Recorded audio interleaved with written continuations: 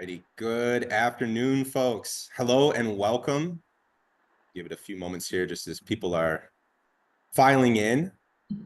I'm showing noon on the dot, so we'll go ahead and get things started. Hello and welcome, everybody, to the American Family Insurance Dream Bank, where we believe in the transformative power of dreams.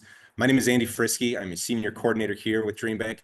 On behalf of our entire team, we are so thrilled to have you all with us here today. As we get started, we always like to learn where people are joining us from. And if you're comfortable doing so, I encourage you to share in the chat section. I am located in downtown Madison, right on the East Washington corridor. And yeah, ready to get started here today. So for a little bit of context as to what DreamBank is, who we are, what we do, and why we exist. So here at American Family Insurance, we believe that communities are stronger and the future is brighter when people are actively pursuing their dreams. And that's why DreamBank was created. It's an inspirational community destination and virtual experience that is dedicated to dreamers everywhere. Our offerings are designed to help you celebrate the dream journey, to overcome obstacles, and to stay motivated. I'm really excited to introduce our featured speaker today, Abby Green. Give me one moment here. Kind of navigate through some screens. So Abby Rose Green is a mindset and business coach, podcaster, and Down syndrome inclusion advocate. She co-owns Herself Podcast, a community dedicated to women who don't want to lose themselves, their values, or their relationships in parenthood. As a business owner, mother of three, one with special needs, and with a spouse who travels for work, Abby understands how busy and distracting parts of life can be. She also knows there are strategies each and every one of us can put into place to find enjoyment and presence in our day-to-day. So please join Abby today in transforming how we think about our relationship time and find freedom to maintain all your priorities. And with that, I welcome Abby to the stage. Abby, go ahead and take it away. Wonderful. Well, thank you so much for that introduction. And yes, Andy's going to be helping me out here with some questions as we go through it. So if at any time you have questions, pop them into that chat and I'll make sure that I answer them along the way. But I want to ask you a question first. And that's, why are you here today? Are you a parent that maybe wants to find more presence in the parenthood journey? Maybe you are an employee that just can't stay focused at work. Maybe you are a business owner and you just can't figure out that vision going forward. So again, if you feel comfortable, I would love if you just type those into the chat, because I have a feeling there's going to be a lot more solidarity and a lot more just in common with the other people who have registered than you may think. Presence is something that, gosh, I mean, in this century, we are struggling to find it. Distractions are literally everywhere. And the distractions aren't our fault, but it's also not an excuse to let them run our lives. So after today, I hope that you can be just transformed in a way that you look at your time differently, you look at those dings and pings and notifications differently, and you start enjoying this life just a little bit more. So it looks like the chat is disabled, so go ahead and populate your questions in the Q&A section. I am seeing those come in. So the Q&A section is working and ready, so go ahead and populate all your comments there, and I'll be sure to relay them to Abby. Perfect. Yeah, so when we think about distractions, a lot of them have changed since cell phones. And we think about cell phones and we think, okay, I couldn't live without this, right? We are very dependent on cell phones. However, it's been tricky because it can look like we are working. It can look like we are staying busy simply by being on our phone. And many times we are. Many times we are. But many times we are using it as an escape. We are using it as a way to stay busy, to make our mind go elsewhere, to just get a little hit of dopamine, if you will. But I want to ask you, are you serving the task, or is the task serving you? And this question will come up a few times during this presentation. And I want you to think about it, not only in today's conversation, which we have 30 minutes together today, but in the weeks and months afterwards. Because yes, you can be so motivated when you leave here today, but I want you to actually use the strategies. Some of the things I say today, you're gonna be like, Abby, I've tried that, it didn't work. Okay, try it again. Okay, I'm gonna use a little bit of tough love here, because if we're not making it a practice, if we're not making these things a habit, our life is just gonna keep on passing us by, and we're gonna keep on saying that we're addicted, or that we are dependent, or that we are distracted all day long. So is the task at hand serving you, or are you serving the task? A lot of great replies coming in here, Abby. I would like to avoid distractions so I can improve quality of life. That seems to be a recurring theme. Busy working mom of 3 young girls. Would love to hear about ways to minimize distractions. Feel like I'm on call with work and kids all the time, want to focus and do well without feeling stretched all the time. Yeah. And all those things, like I said, you guys are not alone. These are things that we are trying to work on. I mean, I fall back into these all the time. We have these conversations within our own home. And it's also something that, because distractions are so frequent, it's a great excuse for us to actually be able to practice them so much more. So the only type of excuse that I want you to be doing is, okay, something else came up. Let's try it again. Let's go back to the things that Abby brought up, go back to the things that I know work for me so that we can start again, just enjoying and feeling more focused, feeling more like we have a quality life, feeling more like our attention is on our priorities and on our values. And when I am coaching and talking to people who are having these issues, I like to think of it as time management being pain management. And what do I mean by this? If you are able to accurately use your time in a way that suits you and your values, you're gonna have a lot less pain. Okay, like the annoying bicker of your kids saying, Mom, I need this, I want this snack right now, please do this right now. How much more annoying is it, I'm gonna use that term, when you have something to do than if you're sitting on the couch enjoying them and being part of it, right? Like if your kid is hanging on you, needing something, and you're trying to respond to a work email or you're trying to stir a pot of spaghetti, it is so much louder than if you're actually present and being able to be with them. So I want you to kind of think about that with each of these things, because these distractions are going to be as pesky as that kid saying, Mom, I need a snack right now. And we can either give in immediately and be like, oh my gosh, this is my life for the rest of my life. Or we can figure out ways that we can calm down the situation, calm down our nervous system, and approach it in a much easier way. Because when we're seeking pleasure, that idea of wanting something, of like feeling good, it's actually less about feeling good and more about trying to get us away from pain. It's more about, I'm just gonna give them that snack because it's gonna be a lot less hard if I just give into that snack than, okay, we're about to have dinner in 10 minutes. What can I actually do to have a habit formed that's gonna help our entire family? Also, we're in a world right now where everything is more. I mean, think about more money, more success, more memories, more knowledge, more escape from reality. Like fill in your blank of what you want more of. I'm not gonna say all because there could definitely be an outlier out there, but if you're in this presentation right now, over 300 people registered, I am guessing that you want more of something. And again, it's not our faults, it's just how the world is working right now. But if we're always wanting more, or if we're wanting something immediate, it's gonna feel like these distractions are coming from everywhere and all the time. I mean, think, when a text message comes in and you feel that vibrate or you hear that ping, what do you wanna do? You wanna look down and see that text, right? That's what we want to do. That's what the phone has been created to do. When we see that email chime come up when we're working on a work task, what do you wanna do? Especially if it's from somebody that you've been waiting on for a long time, you wanna click on it, right? Or that document that you need to send. I mean, as a mom and as a business owner, I'm sending a lot of documents. And I will sometimes in my mind be like, don't forget to send that document. Don't forget to send that document. I mean, have you ever had that feeling of like, don't forget to do that? Okay, I'm just gonna do it right now, even though I'm working on this big project, because if I do it right now, then I won't be thinking about it. The thing is, there are so many distractions that if we actually gave in every single time, this task would be serving us. We wouldn't be able to do our life, and the task would feel like it is not serving us. You might be there right now. Okay, there have been times, especially when I was like deep into corporate America, when I was switching over my role into entrepreneurship, where I was like, I got to figure something out here because I am not running my life how I want. And you might be there right now. Whether it's with emails or texts, the show when it releases, the trending news, think about it in your life of what the distractions feel like, and think about how it like feels inside of you. Like actually get that feeling. Maybe right now you have a bunch of text messages going off. Maybe right now, while you are watching a presentation on distractions, you are writing emails and trying to catch up on your inbox, okay? Like I know it's during the lunch hour, you might be doing that, but I encourage you just for the next, let's see here, 21 minutes, can we just focus in? Just for 21 minutes, can we focus in and try to push those distractions away? When we think about distractions, the opposite is what I like to call traction. And so when you're thinking about something and the little ping comes in, not every ping is a bad thing.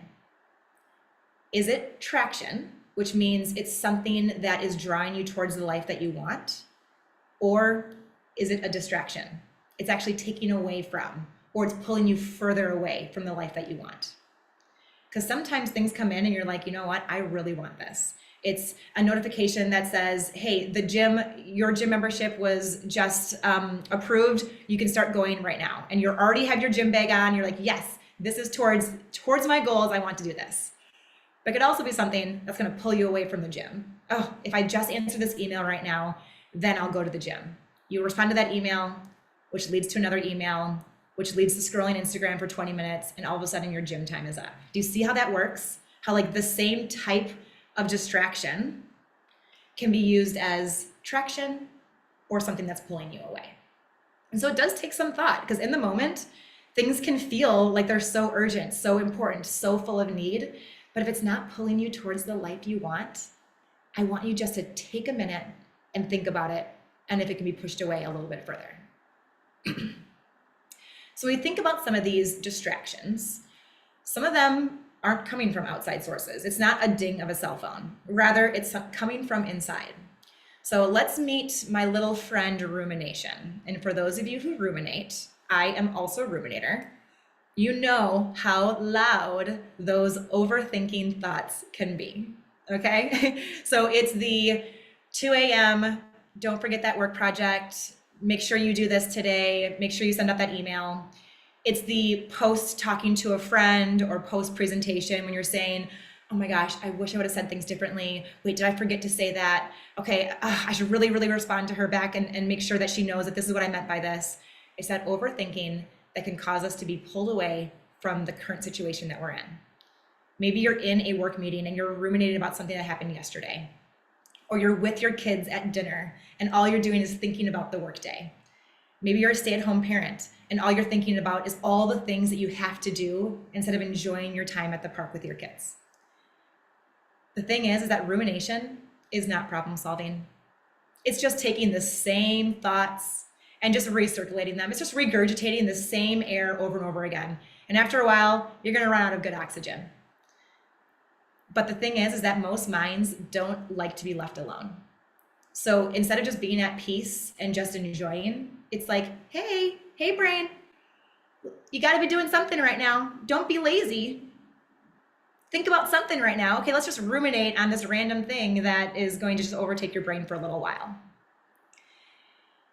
The other thing here is that we can really feel like we are staying busy internally with all these thoughts when really it's just distracting us from the bigger picture and what we're supposed to be doing. I mean, the whole point of DreamBank is to be dreaming bigger. And I also teach that in my coaching conversations with brand new entrepreneurs or people that are really trying to take a step and get deeper clarity.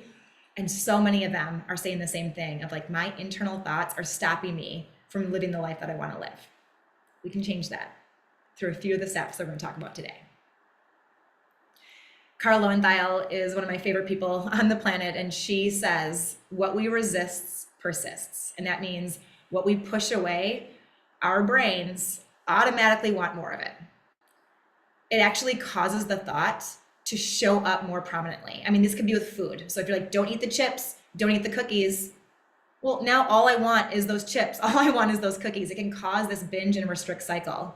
Same thing with not answering a text message, being like, nope, I'm gonna be with my kids. I'm gonna be present right now. Don't look at that text. I'm gonna be at work right now. I'm not gonna respond to that.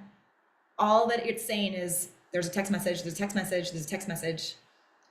Same thing with those 2 a.m., those 3 a.m. thoughts. Abby, fall back asleep. Come on, just fall back asleep. You can do this, fall back asleep. That actually causes insomnia. When you tell yourself to not do something, it's gonna actually cause your brain to be like, that sounds interesting. Give me some more. And Andy, I see the chat popping a little bit. Just let me know if any questions are coming in. Will do.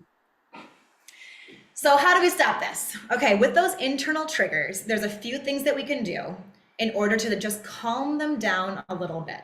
And so I'm gonna go through 4 right now. And these are ones that you can literally start doing this second. And when I say this second, I mean in like 15 minutes after the presentation is over. So don't try to do these as we're working together today. Save them until 12:30 Central Time. So first of all, identify. So awareness is the first step. If you're not aware of something, you're not going to be able to actually make a solution, take action towards it. So be aware what discomfort happens before this distraction. That text message, it might feel really loud sometimes, and other times it might not feel as loud. That craving for the cookie might feel really loud sometimes and not during other times. So what's happening right now? Are you feeling anxious? So you're looking for a release? Are you having this craving? And when I say craving, it could be something with your taste. It could be craving for a deeper meaning too. Are you missing something in life? In the middle of the night, are you feeling restless? Is that why you're waking up and trying to problem solve at 2 a.m.? Are you feeling incompetent? Are you feeling like you aren't able to do something? You're not feeling confident with something. And so that's causing it to pop up. I want you to write down the trigger. Okay, I know that's annoying. I get it. I don't want to carry around a notebook. Okay, use your phone's app, like your phone's notes app. Write down the trigger. Write it on your hand if you need to. Just write it down, because if you can get it out of your body, out of your brain, and onto something, it instantly makes it better. Okay, Brene Brown talks about shame and guilt and how they breed in secrecy. If you keep it inside your head, it's going to stay inside your head, and it's going to keep on circulating. It's going to keep on reproducing. If you get it out, it helps it stop it in its tracks. So what can this look like? It could be like, I'm feeling incompetent with how to phrase this email. So instead, I'm going to go scroll Instagram. Okay, you're literally just naming what you're doing.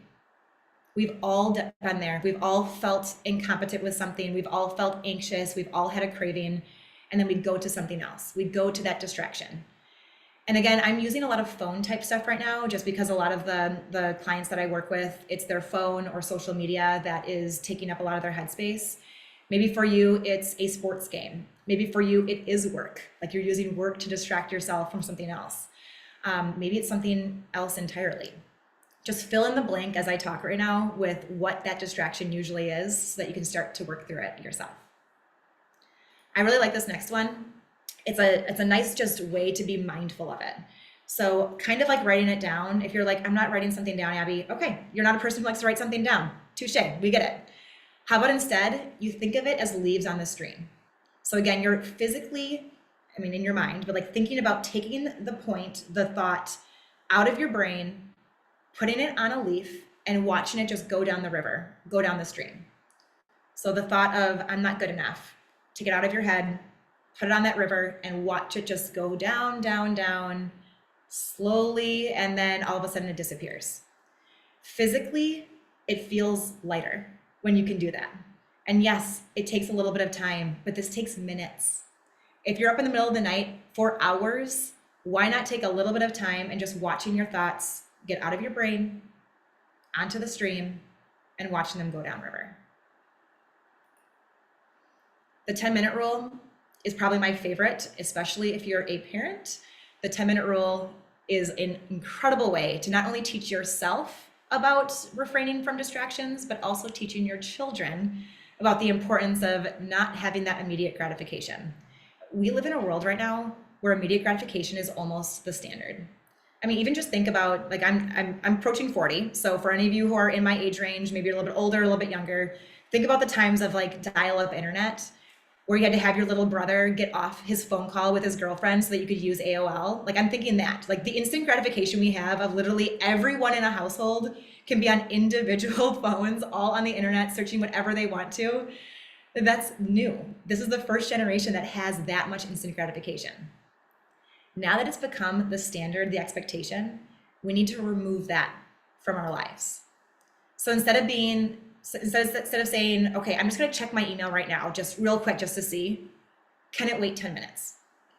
And actually in the days leading up to this conversation, I'm like, you know what? I'm gonna try every single one of these roles to see if there's anything that I would tweak, anything that I would pull in. I brought it up with my coaching clients on ways that have worked better for them. And even just yesterday. So yesterday afternoon, I was working on this conversation. I was like detailing my slides out, and I saw an email pop up from somebody I've been trying to get a hold of for a week, okay? And I was working on this presentation and I said, Abby, don't be distracted. Okay, I saw the email come in. I didn't see the context. I waited 10 minutes. It actually ended up being like 15 until I was done. Went to my inbox afterwards. I had 2 emails come in and I got kind of nervous. I'm like, oh my gosh, did they need me in those 10 minutes? He had answered his own question. He had sent me an email about asking for clarification. And then in the 15 minutes that I had been working on my presentation and not being pulled away, he had answered his own question. And so if we can start to enable people to do that themselves instead of having you be the problem solver, think about how much more time you're going to have in your day. And that's the whole point. It's leading to independence. Right now, you might be the problem solver in your life, for your family, for your kids, for your partner, for the other employees that work with you, your coworkers, for the employees that might work under you or over you. You might be the problem solver. And I'm telling you, they are benefiting from you being the problem solver. But you are also very distracted if you're solving everyone else's problems. So sometimes that 10-minute rule can make it so that they start to learn, maybe I should figure this out myself instead of pouring out all my problems and challenges onto this person. Highly capable person, but maybe I should figure it out myself. So when these things come up, I want you to ask yourself these two questions. So even just think about the last day, the last few days. Where in your schedule did you do what you said you're going to do? Maybe it's a lunch invite with a friend. Maybe it's a to-do list of a few items that you actually ended up doing.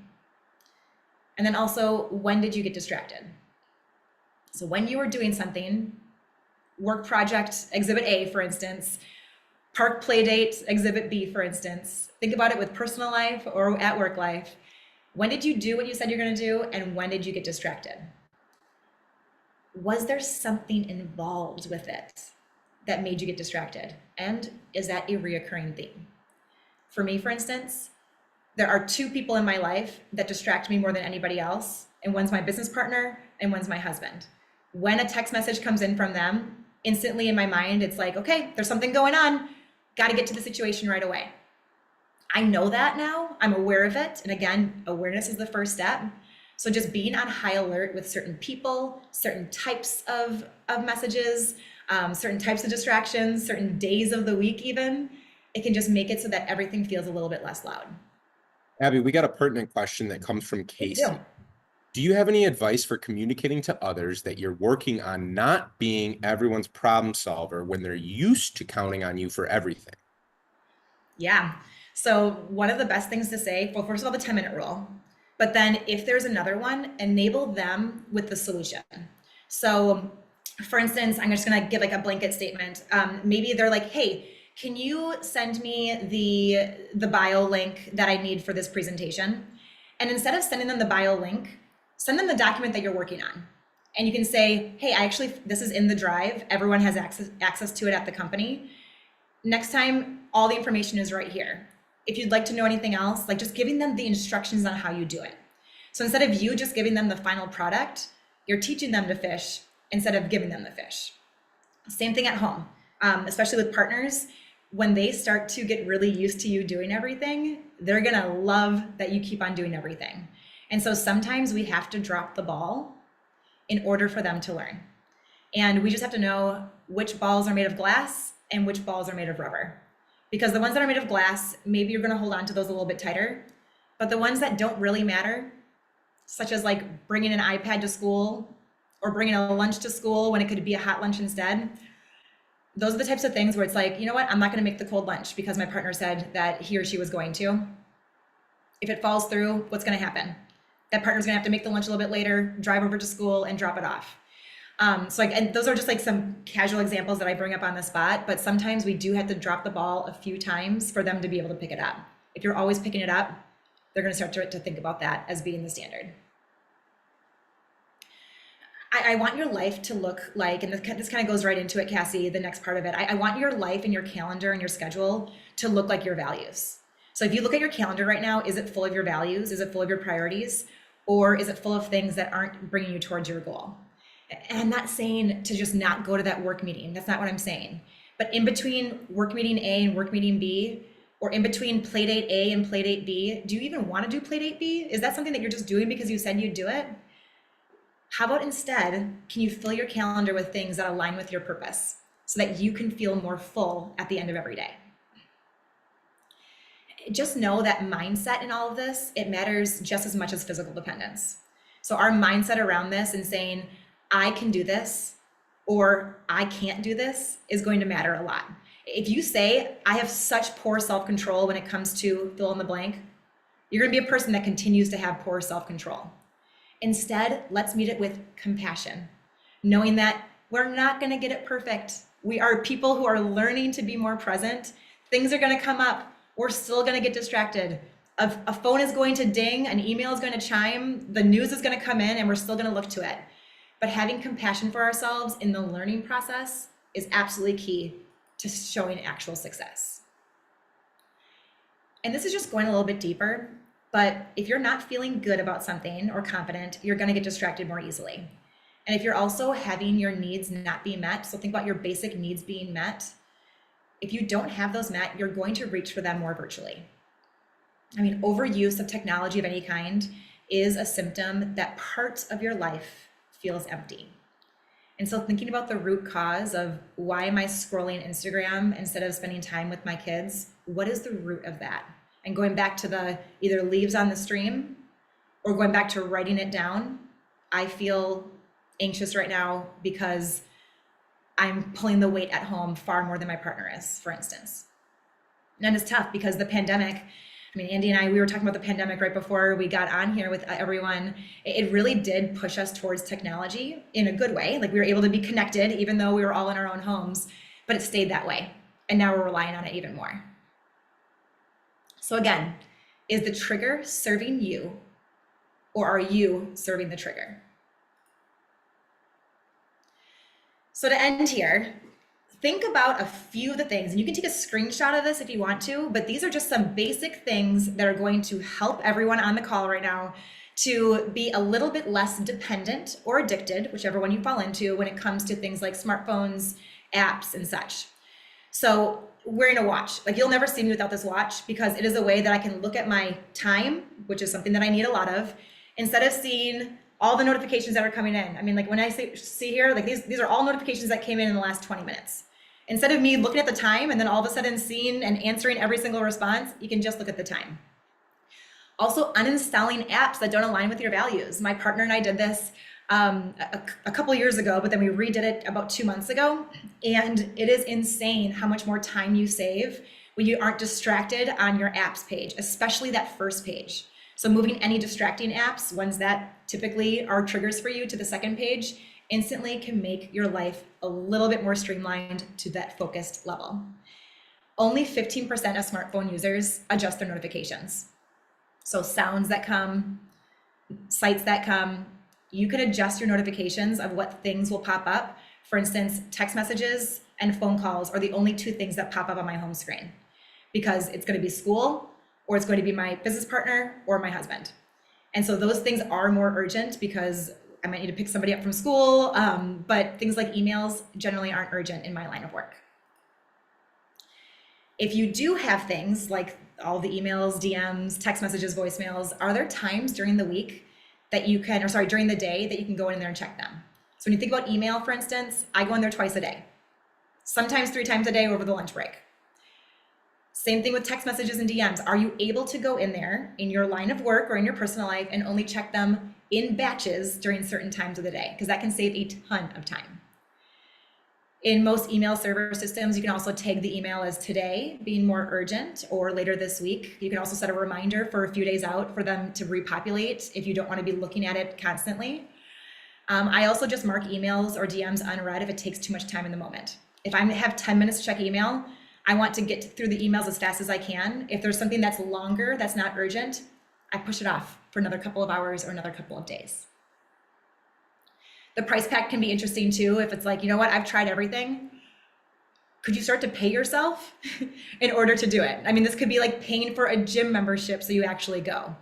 Putting money in a mason jar that you give to somebody else every time you don't do the thing you say you're going to do. I mean, I wouldn't be burning money here, but I've even heard of people burning money if they didn't do the thing because it like stood out in their mind so much. So again, that's illegal, but it's just like the theory of what can you do cost-wise to make sure that you're doing what you actually say you're doing. And the same thing goes with identities. Saying I am a vegetarian instead of I don't eat meat. I am a mother. I am a top employee. Your identity is a driving force in making sure that this is going to be a success. So, as a last bit here, we can also support each other with distractions. I mean, if my husband's on his phone at night, right away I'm like, what's going on over there? The passive aggressive. Instead, now use a little bit of grace. I see you're on your phone. Is everything okay? It's just a nice little mental check in with each other to say, hey, I know you're working on this. And this, Cassie, back to your question too. I know you're working on this, so am I.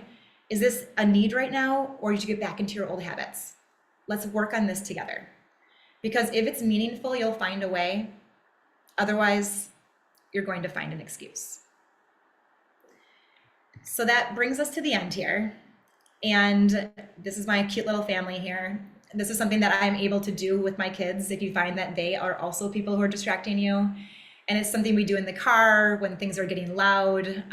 We do it right before dinner. If they are, hey, mom, I need food right now. And I'm like, yep, it's still gonna be 5 minutes. We just take in our surroundings. Okay, everyone, as I'm stirring spaghetti, name 5 things you can see. And right away, everyone just pauses and they're like, okay. And I'm like, say it inside your head, say it inside your head. And it gets quiet for a good 2 minutes.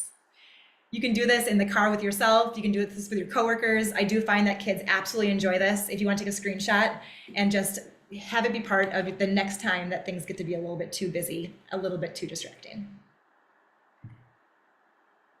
And then my favorite, Slack's company slogan. For those of you who don't know who Slack is, it's almost like a CRM tool where you can chat nonstop all day during the workday. But their own slogan is work hard and then go home. And that's what I want for all of you. When you're there, I want you there. When you're a parent, I want you to be the best dang parent you can be. When you're an employee, same thing. When you're a business owner, the same thing. When you're at a sports game, when you're with your friends, whatever it may be, I want you to be the best dang person you can be. And then I want you to be able to switch it off.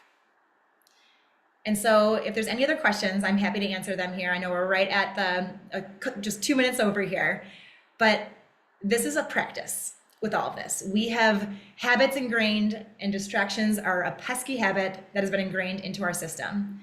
And so it's up to us to use a few of the principles we learned today, along with just figuring out what feels good for you. There are going to be a million things. I could go on for hours about distractions, but what feels good for you in this pursuit to find a little more presence in your life? Thanks, everyone. Abby, thank you so much for that. There's definitely a lot of chunks of wisdoms and insights in there that I aspire to pull from and am working towards pulling from. One of them, where right now, my coworker Madeline and I are co-leading a book club at DreamBank, and the book is Atomic Habits by James Clear, and he talks a lot about identity as well in terms of habit building and kind of reinforcing those habits as well. I'll give folks here a couple more minutes to get some questions in. We do have one here in particular from Ruth. What can I do when I know I should be doing something, but my body doesn't want to do it, such as answering email, but I just want to play with my phone? Yeah, and this can also happen in the middle of the night. And I've actually talked with therapists about this and coaches about this, and they all have the same response. So if you're like, I should be working on this project, I should be with my kids, I should be sleeping, I encourage you to get up and do something completely different. So like my therapist, for instance, I'm like, but it's the middle of the night. I can't go and vacuum. She's like, absolutely, you should go and vacuum. Because you sitting there thinking over and over and over again, I should be sleeping, I should be sleeping, I should be sleeping. Again, like we said earlier, the only thing your body's gonna not wanna do is sleep. The only thing your body's not gonna wanna do is be present with your kids or work on that project. So if you are on your phone, if you know that your phone is your distraction, put that phone in the other room and do something entirely different. Don't give in to the distraction, but do something entirely different, like vacuuming. And I say vacuuming because it's like, you know what, I probably need to vacuum anyway. So I am gonna get that task done. And then when you come back, your body's just a little bit more clear. Your mind is definitely more clear. And usually that distraction isn't as loud.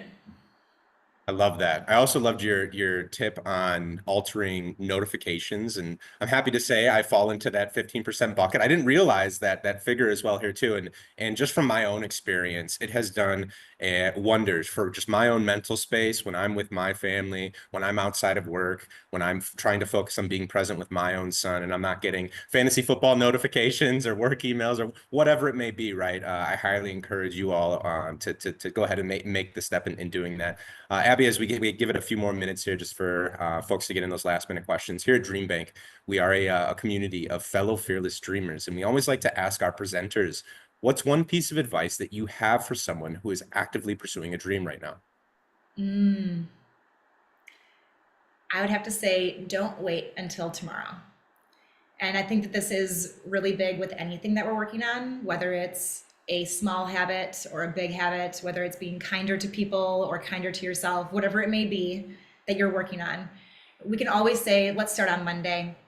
Let's start on the first of the year. It'll be my New Year's resolution. I'll start when the kids go back to school or on my next birthday. But how much life can pass between now and said date and time? If you start right now, it's also enabling your mind to say, I trust myself. And you're allowing yourself to just gain that little bit of confidence to actually do the thing and trust that you're going to do it. Love that. I think that's a good place to wrap here. This event is being recorded and will be shared out with you all roughly a week after this to the email address that you used to register. Again, I want to thank Abby for taking the time out of your day to join us here. Thank you all for joining us as well. Like I said, I got some wonderful nuggets from this. With that being said, we will go ahead and cap it there, and we will see you all next time. Take care.